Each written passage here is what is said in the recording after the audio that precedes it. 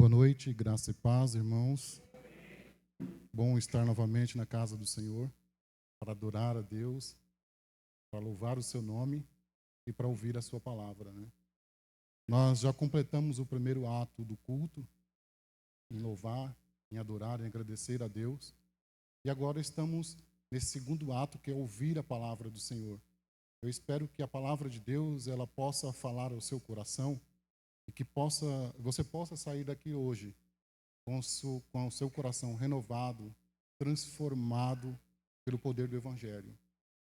Eu falei aqui numa quarta-feira que uma expressão do apóstolo Paulo, quando ele escreveu aos Romanos, que é: não me envergonho do Evangelho de Deus, porque é o poder de Deus para a salvação de todo aquele que crê. A palavra poder que Paulo fala ali no texto grego é a palavra dinamis, que na nossa língua, para nós, dá origem à palavra dinamite, dínamo, dinâmico. E se a dinamite ela tem um poder de destruição tão grande como a gente vê, a palavra de Deus, ela na mesma proporção ou mais, ela tem um poder de reconstrução, de transformar a vida do indivíduo caído, do indivíduo no pecado, do indivíduo na desgraça, mas transformá-lo em um homem. Por isso que Paulo disse, eu faço minhas palavras dele: eu não me envergonho do Evangelho de Deus, porque é o poder de Deus para a transformação, para a salvação de todos. Eu fui alvo desse poder. Acredito que você também teve a sua vida transformada, porque você também foi alvo do poder do Evangelho. Nada pode transformar a vida do indivíduo. Filosofia, ela não pode transformar. A violência, ela não pode transformar. As leis, por mais rigorosas que tentam combater ou educar o homem no quesito de moralidade, não pode transformar.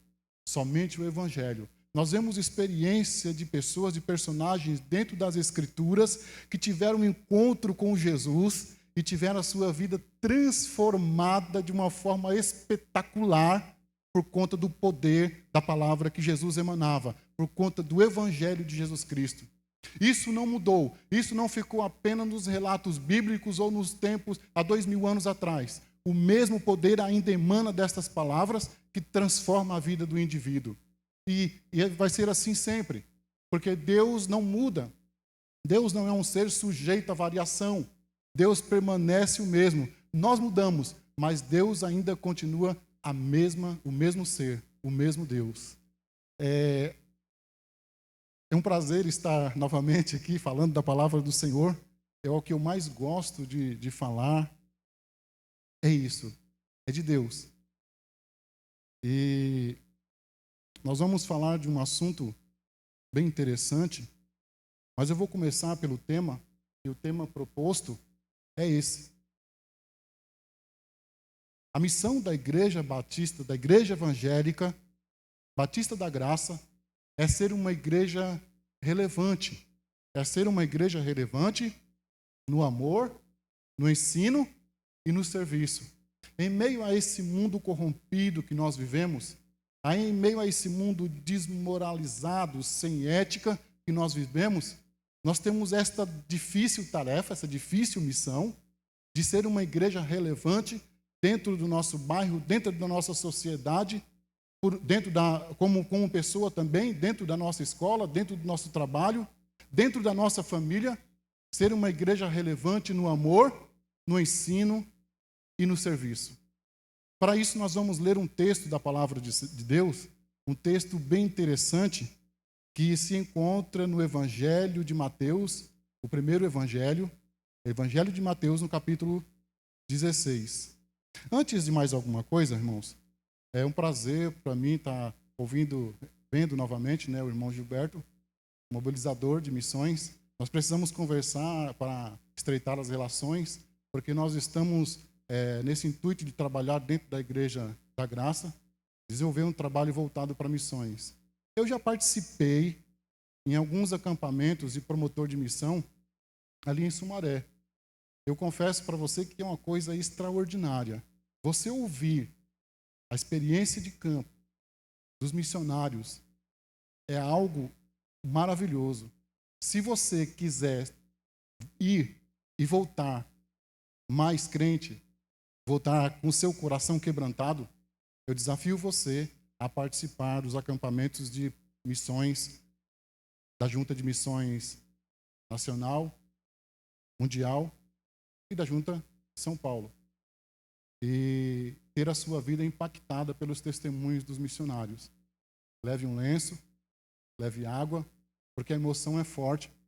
E em você poder compartilhar das experiências de campo daqueles grandes homens de Deus. E somos desafiados a refletirmos com nós mesmos sobre o que nós fazemos dentro do reino quando nós ouvimos a experiência de campo destes homens que se dispõem a estar lá. Muitas vezes afastado da família, longe do convívio da sua nação, longe dos seus costumes, adota outros costumes, outras roupas, outras maneiras de viver em prol da pregação do Evangelho do Senhor. Então você é transformado, você é impactado quando você ouve a mensagem desses missionários. Eu, sinceramente, quando eu ouço, aquilo me deixa numa situação difícil, porque eu começo a falar, meu Deus, o que eu faço dentro do reino para o Senhor? Né? O que eu estou fazendo? Né? Então, é muito relevante essa experiência que a gente tem quando participa dos acampamentos de missões. E a interatividade que tem lá, né? Você não apenas vê o missionário falar. As oficinas depois oferecem oportunidade para você sentar junto com o missionário e conversar com ele. E saber como é a sua experiência lá no campo. Eu ouvi relatos que não dá para me contar por conta do tempo, mas que eu me lembro até hoje, e aquilo marcou a minha vida, né? Você é mobilizado a orar mais pelo missionário. Você é mobilizado a contribuir mais para o campo missionário. E você, se você tem um chamado, eu acho que lá é o lugar específico para que esse chamado afloreie na sua vida. Você levante a sua mão e se entregue ao Senhor para o campo missionário. Então nós vamos ler um texto na palavra do Senhor, e a proposta é que nós comentemos um pouco sobre esta missão. Essa missão, que é o amor, o ensino e o serviço. Mateus capítulo 16, do verso 13 a 18.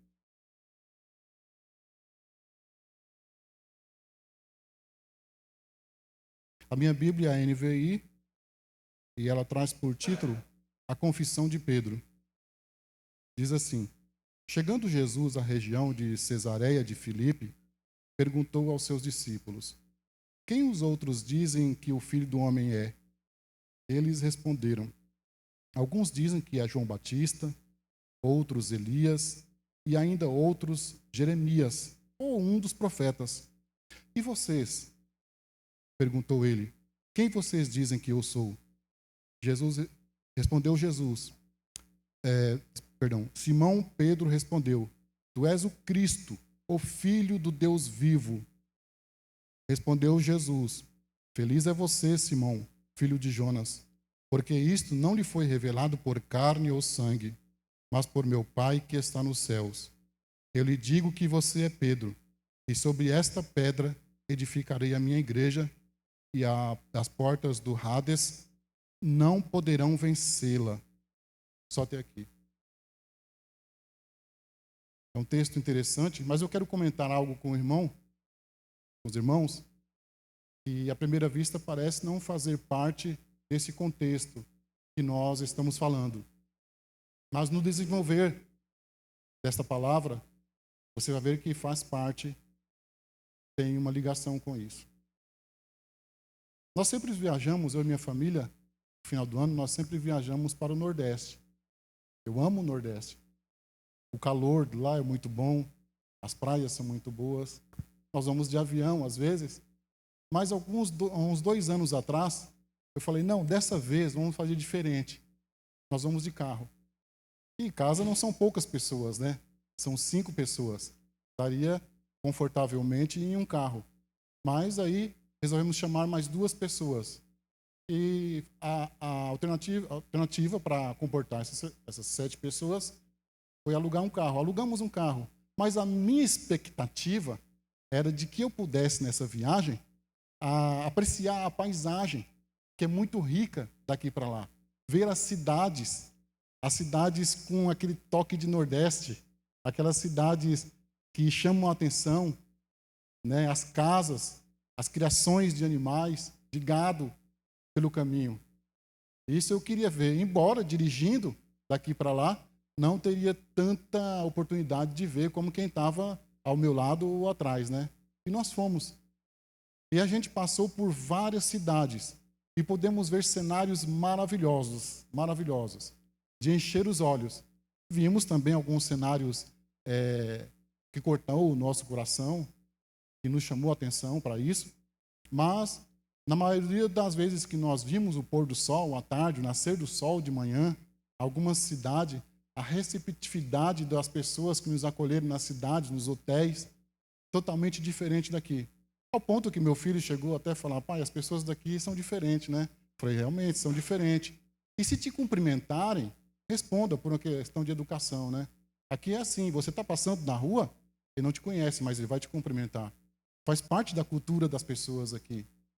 Eu sou nordestino, embora fui criado aqui no estado de São Paulo, vim para cá com uns 2 anos, mas, como eu disse, todo ano a gente tinha essa preocupação de ir para lá.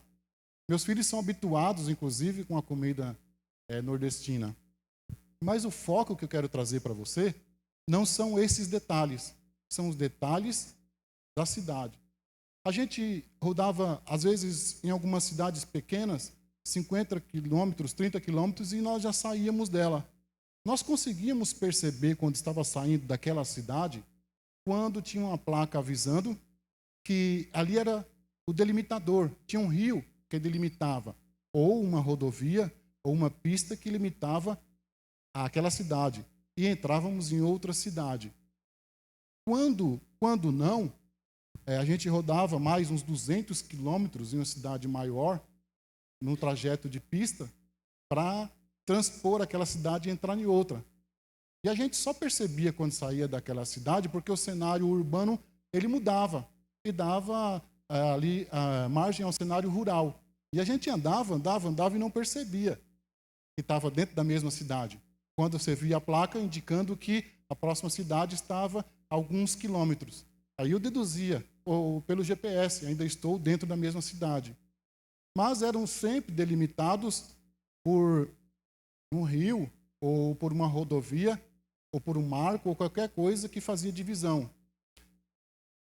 Isso era bem interessante. Diferentemente das cidades aqui de São Paulo, ou dos grandes centros urbanos.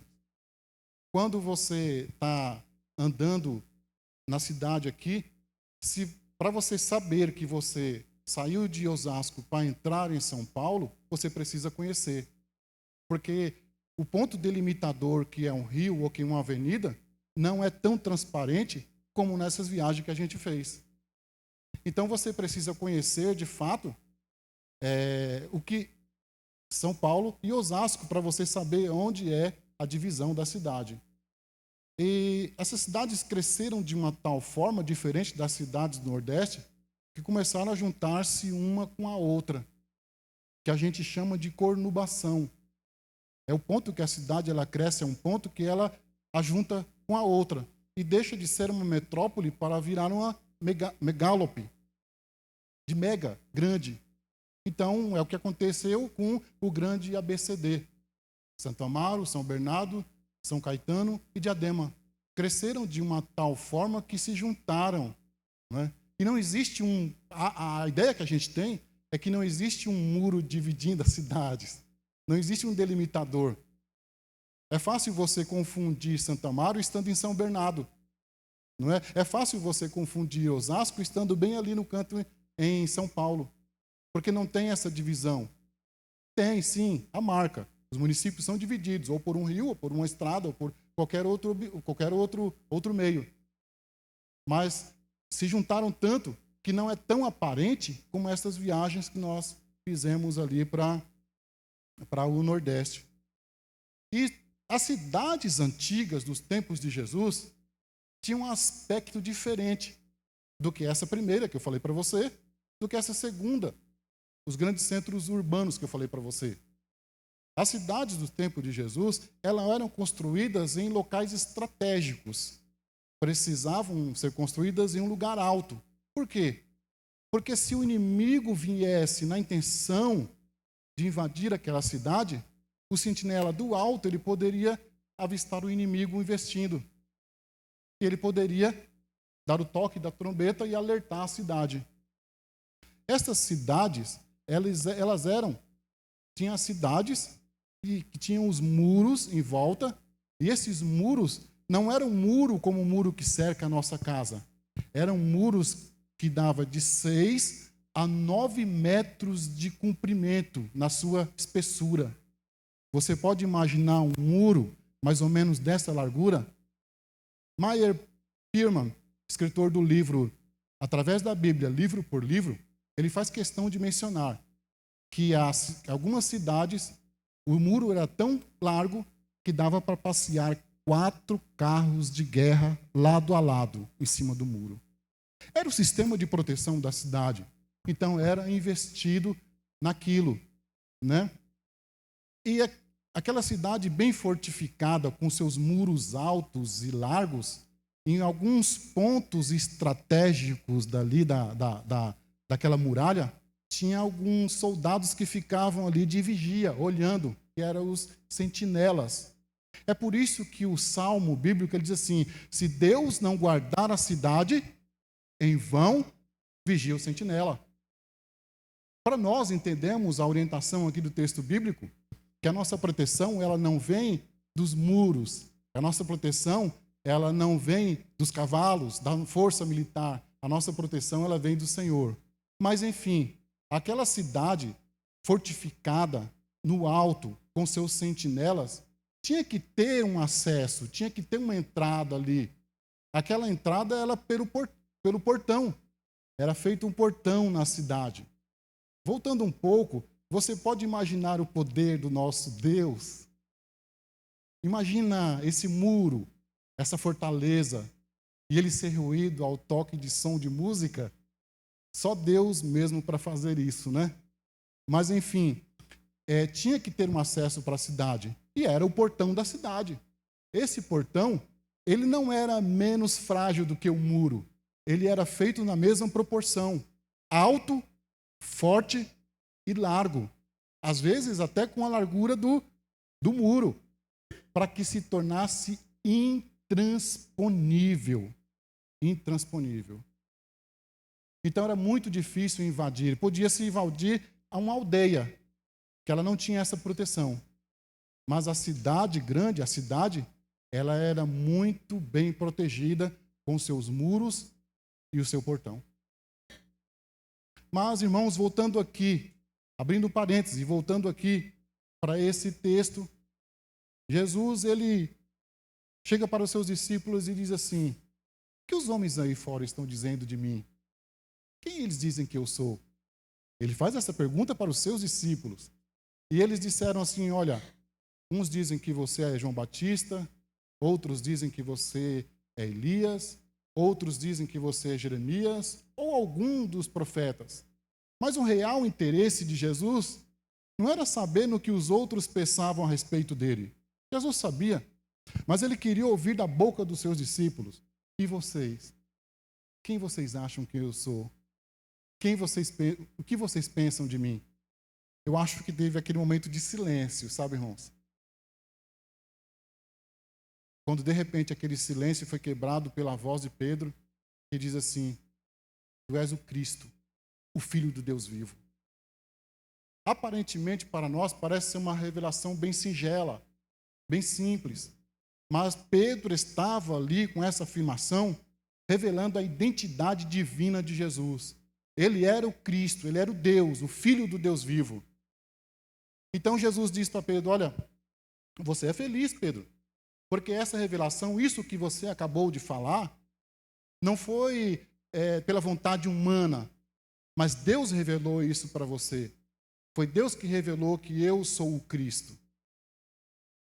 E há muitas opiniões, ou pelo menos 3 opiniões, a respeito dessa afirmativa que Pedro fez, quando disse assim: Tu és o Cristo. E Jesus disse: Sobre esta pedra edificarei a minha igreja.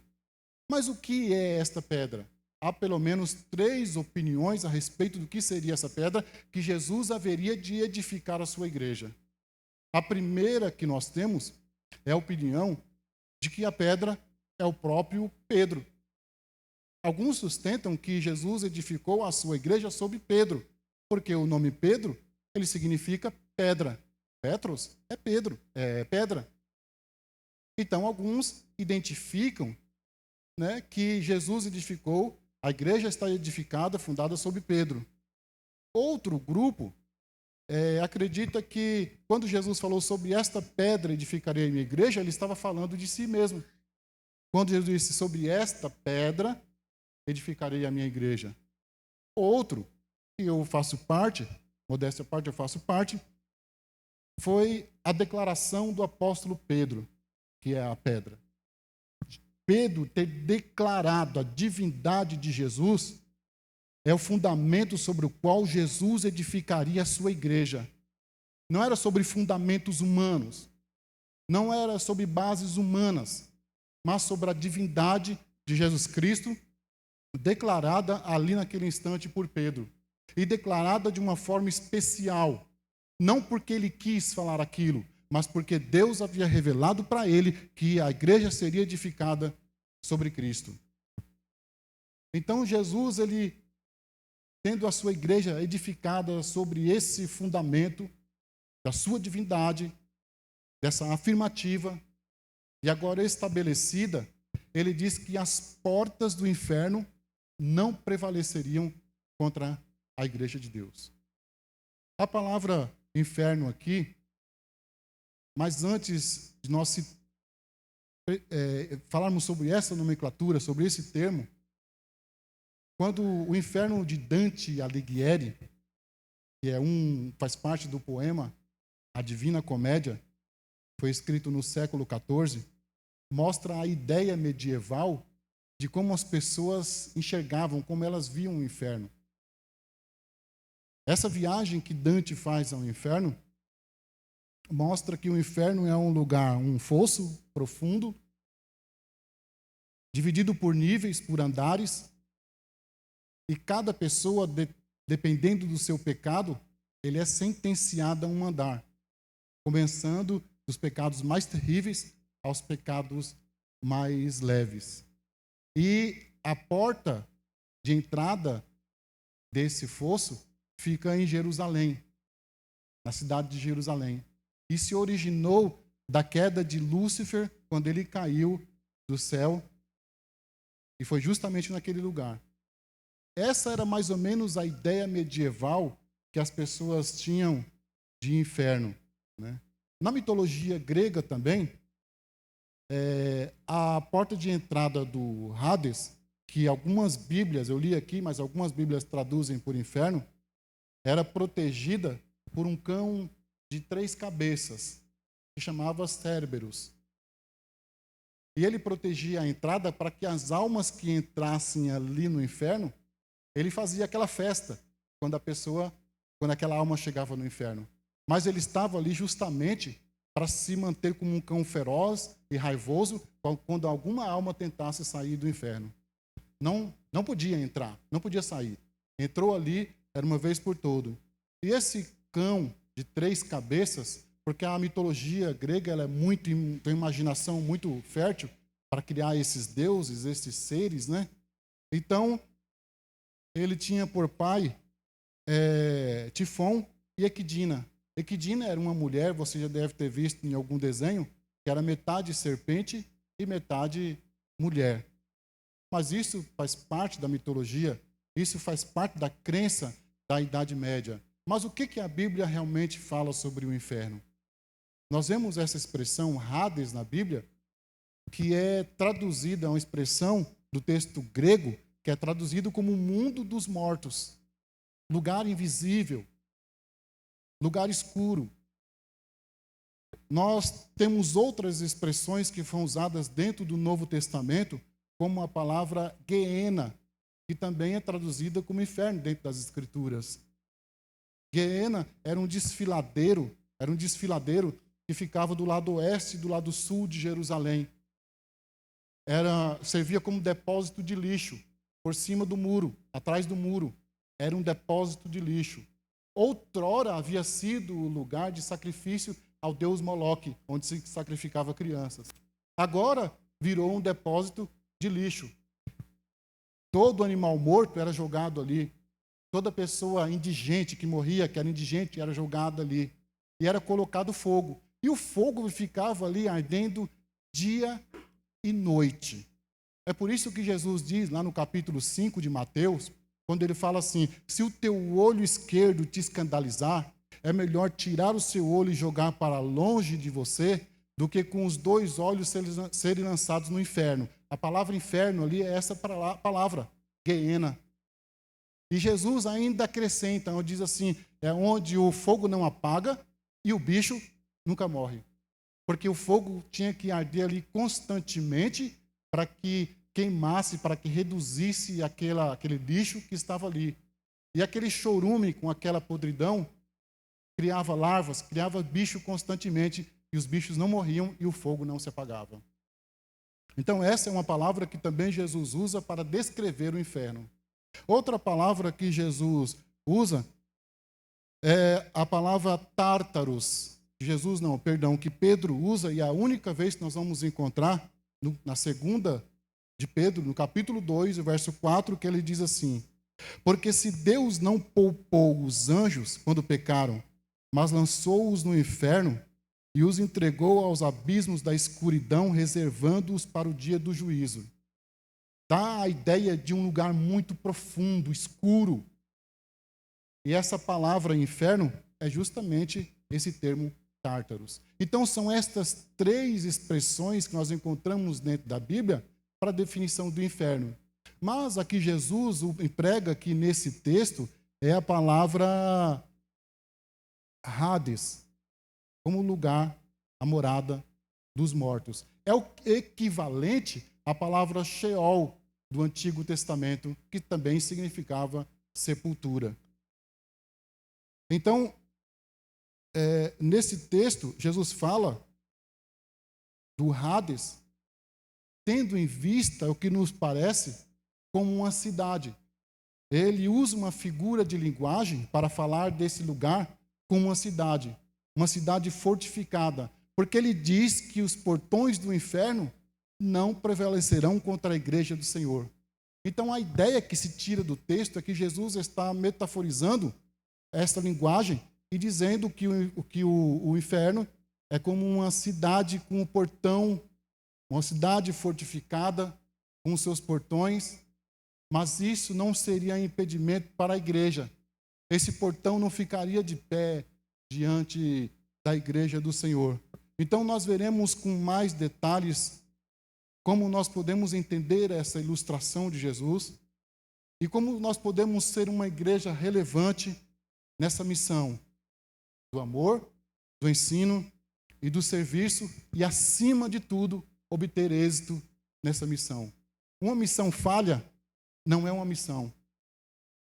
A missão cumprida com êxito é sim uma missão. Então nós vamos ver como nós podemos ser relevantes. A primeira relevância é que é preciso ter amor, ser relevante no amor. Antes de tudo, eu gostaria de frisar que a igreja universal, a igreja evangélica batista da graça, não é a igreja do pastor Olivier. A igreja evangélica batista da graça não é a igreja do pastor Renato. A igreja evangélica batista da graça não é a igreja do pastor Benigno. Suas contribuições são muito importantes dentro do reino, dentro da igreja, no ensino, no amor e no trabalho, mas Jesus, ele faz uso do pronome pessoal quando ele diz assim: edificarei a minha igreja. A igreja é do Senhor Jesus. A igreja é de Jesus, você é de Jesus como parte integrante desta igreja, como corpo desta igreja. Então, sabendo que Jesus é o dono da igreja, a nossa missão é ser relevante no amor. E que tipo de amor? No amor ao próximo. Sem amor é impossível cumprir essa ordem de Jesus de invadir essa cidade fortificada, derrubar esses muros, entrar lá e saquear seus pertences, que são as almas perdidas que estão no mundo. Sem amor é impossível cumprir essa missão do Senhor. Sem amor é impossível investir na Cristolândia boa. Sem amor é impossível investir na Casa Rosa. Sem amor é impossível investir na Comunidade 14, ter essa preocupação, como o pastor acabou de descrever, com as vidas que vão ser tiradas de lá. Sem amor é impossível investir na Venezuela. Sem amor é impossível investir na Amazônia, no Piauí. Sem amor é impossível fazer todas essas atividades. E nós fazemos como Igreja Batista da Bethesda, como Igreja do Senhor, porque somos constrangidos com o amor de Deus. Deus nos constrange a isso pelo amor, pelo seu amor derramado em nossos corações. De outra forma, nós seríamos insensíveis às dificuldades dos nossos irmãos na Cristolândia, da Casa Rosa ou de qualquer outro lugar. E não só fora da comunidade, mas dentro da comunidade também. Seríamos insensíveis ao sapato furado do irmão, às vestes rasgadas, nós seríamos sensíveis ao prato vazio do irmão. Mas a Igreja Batista da Graça, ela tem o propósito, tem a missão de ser relevante dentro desse contexto do amor ao próximo. Eu dou graças a Deus por fazer parte desta comunidade e estar inserido também ser um soldado, que está inserido, incumbido dessa missão. Nós vivenciamos aqui, no mês passado, o aniversário da igreja. E essa igreja, ela tem subsistido dentro desse cenário tão difícil que a gente vê, dentro desse mundo de heresia, dentro desse mundo de perseguição, mas porque ela tem esse propósito, ela tem essa missão de não se misturar com o mundo, mas de ser relevante no amor, no serviço e no ensino. Eu assisti um filme de um personagem bem interessante. O nome dele é William Carey, um missionário batista inglês. Depois do trabalho que ele desenvolveu na Índia, e hoje o título do trabalho que ele faz é muito conhecido, ele ficou conhecido como o pai das missões modernas. Ele se converteu, mas ele sentia dentro do seu coração a chama missionária, o amor pelos perdidos, e aquilo consumia cada vez mais o coração dele. Aquilo ardia em seu peito, e ele era um sapateiro, e dentro da sua sapataria ele fez um mapa mundi, desenhou à mão e colou. E naquela parede lá que ele colou, ele não só fez o desenho dos países, mas ele colocou também o número de população, a sua fauna, a sua flora, tudo detalhado. Porque o desejo dele era pregar o evangelho na Índia. Porque ele era motivado pelo amor. E ele levou isso a uma junta de missões da Igreja Batista da época. E quando ele se propôs a ir pregar o evangelho, um daqueles pastores disse: olha, meu filho, fique no seu lugar. Fique no seu lugar. Porque quando Deus quiser salvar os pagãos, Ele vai fazer. Ele não precisa da minha ajuda nem da sua. Mas aquilo não foi suficiente para calar aquela chama que ardia no coração daquele jovem, daquele homem, em pregar o evangelho para aquelas pessoas. E ele foi, para resumir, pregou o evangelho na Índia, e o resultado foi que ele deixou igrejas instaladas, fundadas, 125 escolas, traduziu a Bíblia para mais de 44 línguas. Ele tinha uma facilidade extrema em aprender línguas, em aprender idiomas. Ele inaugurou seminários, E tinha um costume no país da pira funerária, era o seguinte: quando o marido morria, a esposa tinha que ser queimada junto com o marido, mas a esposa estava viva. E ele lutou contra isso e conseguiu erradicar esse costume na Índia. Ele entrou lá no momento em que era proibida a entrada de missionários naquele lugar. Entrou escondido, perdeu o seu filho, perdeu a sua esposa, demorou 7 anos para ganhar um indiano. 7 anos para ganhar um indiano. Questionava-se muitas vezes por quê, mas ele sentia o amor por aquele povo, por aquelas almas perdidas. E ali, ele entrou escondido na Índia. Mas quando saiu, ele saiu aclamado. Saiu com honras pela transformação, pelo que ele fez pela Índia. Então Deus, a Igreja Batista da Graça, ela tem o propósito de investir em missões da mesma forma, com o mesmo amor que ardia no coração daquele jovem, que era derramado pelo Espírito Santo por Deus, mas investir também em pessoas, aonde quer que sejam, porque nós estamos não limitados aqui dentro dessas 4 paredes, mas esse amor ele se estende às pessoas que estão lá fora, da comunidade 14, de outros estados e talvez, se Deus nos ajudar, de outros países.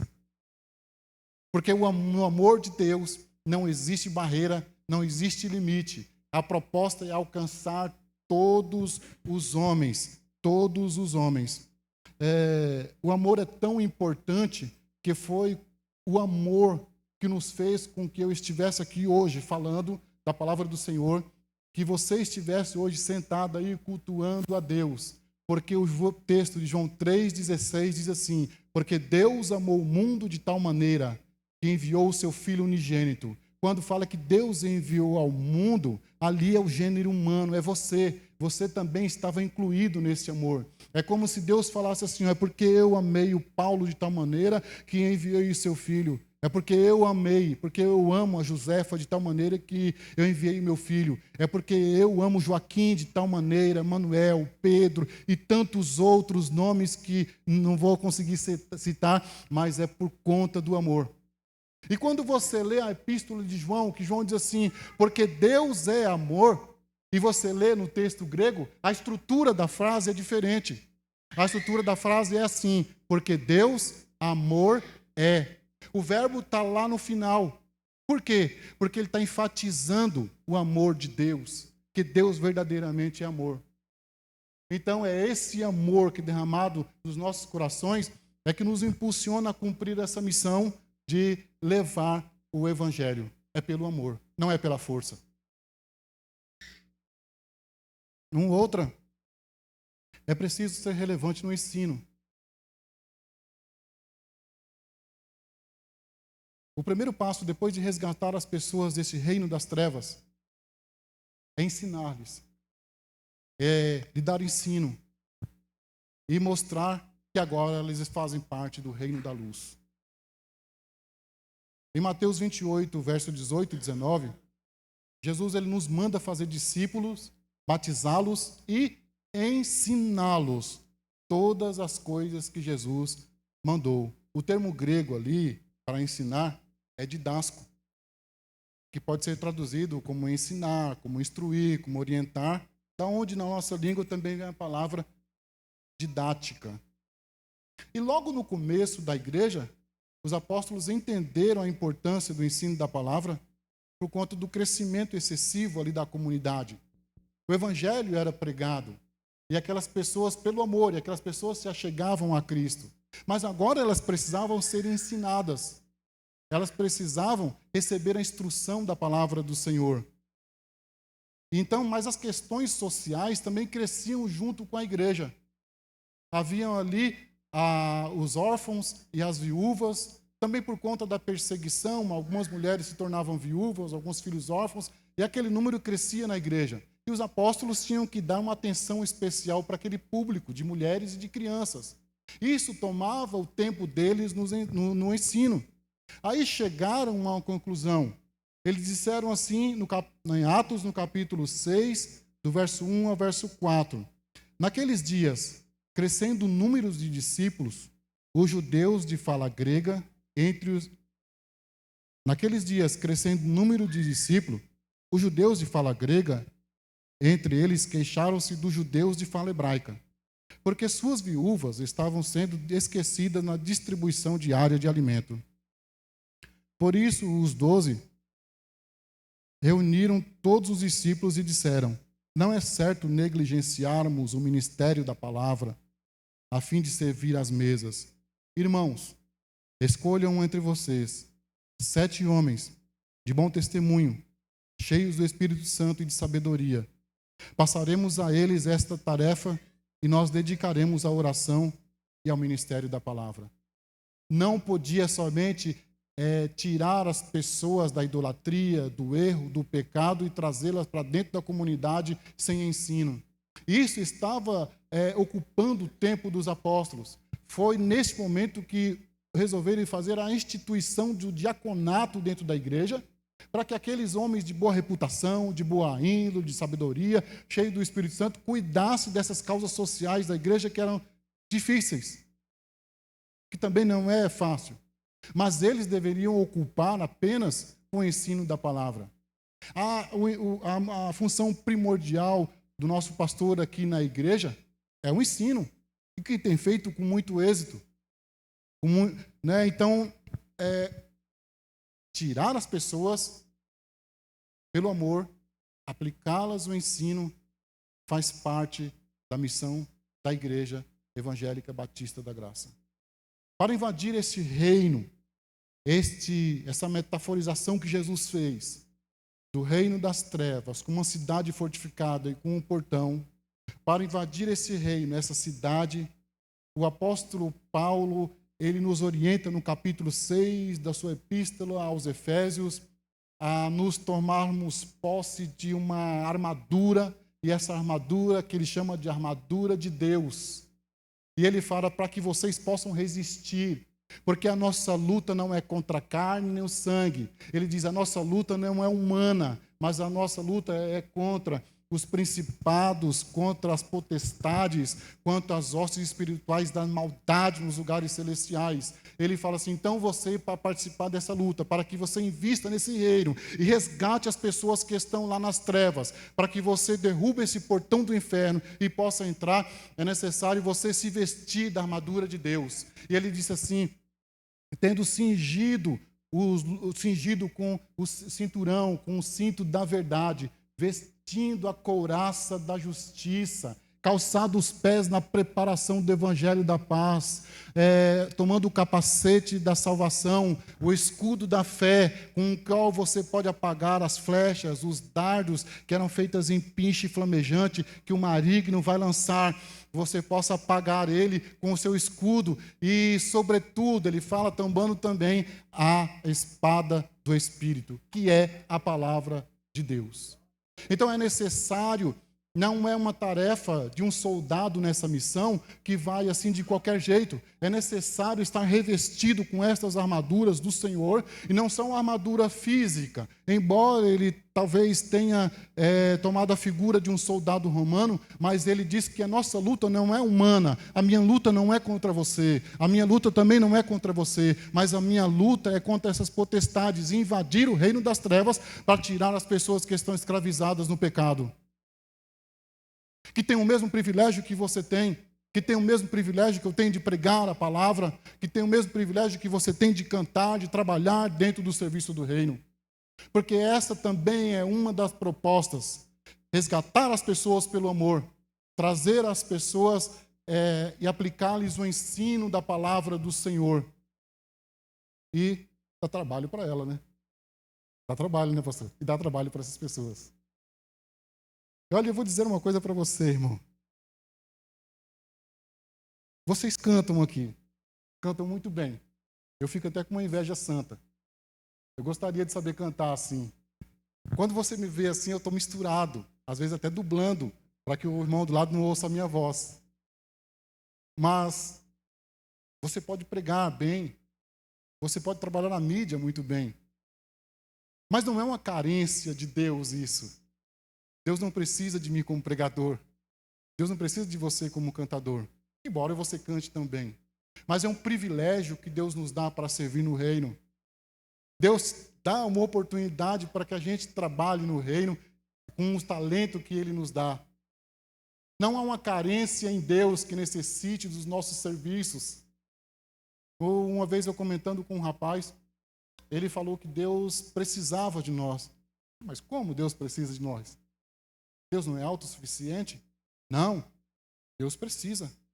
Se você não pregar o evangelho e a pessoa morrer, eu falei para ele, então quer dizer que eu consegui frustrar o plano de Deus?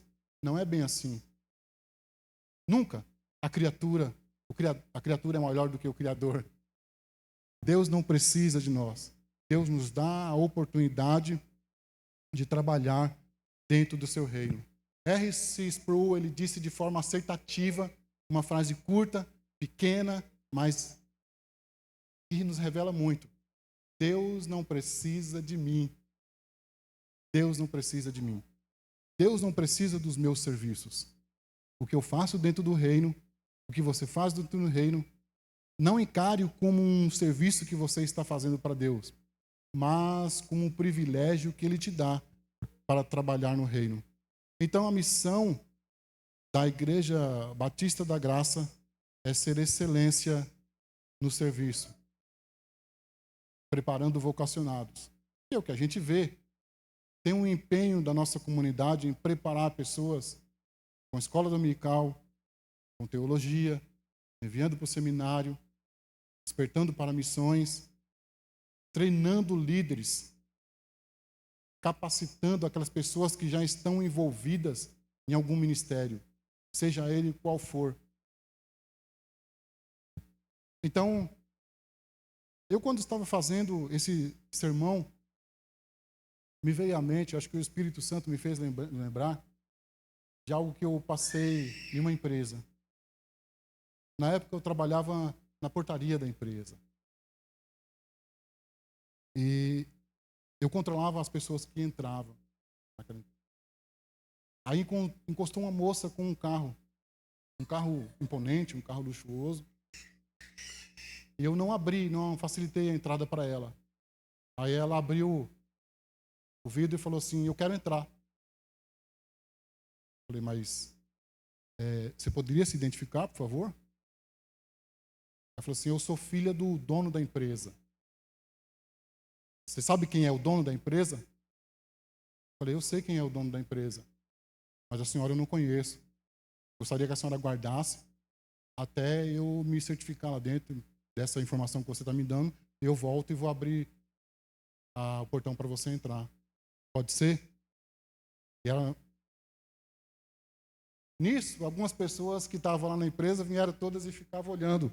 Acho que imaginaram assim, é hoje que ele vai para a rua. É hoje que ele vai para a rua.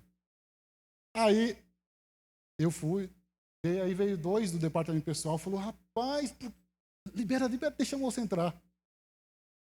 Ela pode entrar? Ela é filha do dono mesmo? É. Foi a dona Renata.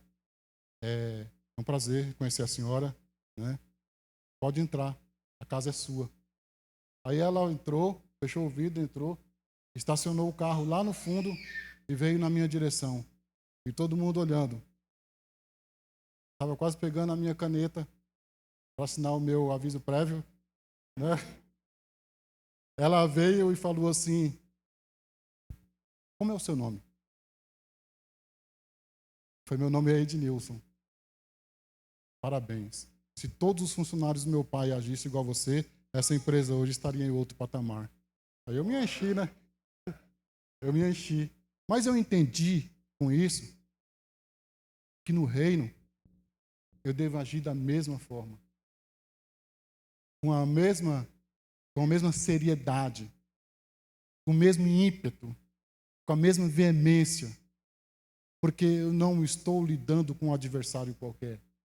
Se a nossa intenção é invadir o reino das trevas, para saquear as almas perdidas que estão lá, então não é brincadeira, porque céu e inferno não são piadas, é sério. E Jesus nos deu essa garantia de estar conosco todos os dias, inclusive nessa investida. Que você possa ser tocado pelo Espírito Santo a se integrar, a fazer parte dessa missão da Igreja Evangélica Batista da Graça, que não é só a missão desta igreja, mas eu acredito que deva ser a missão da Igreja Universal. No amor, no ensino e no serviço. Vamos falar? No amor, no ensino e no serviço. Que Deus abençoe a sua vida, em nome de Jesus. Pastor.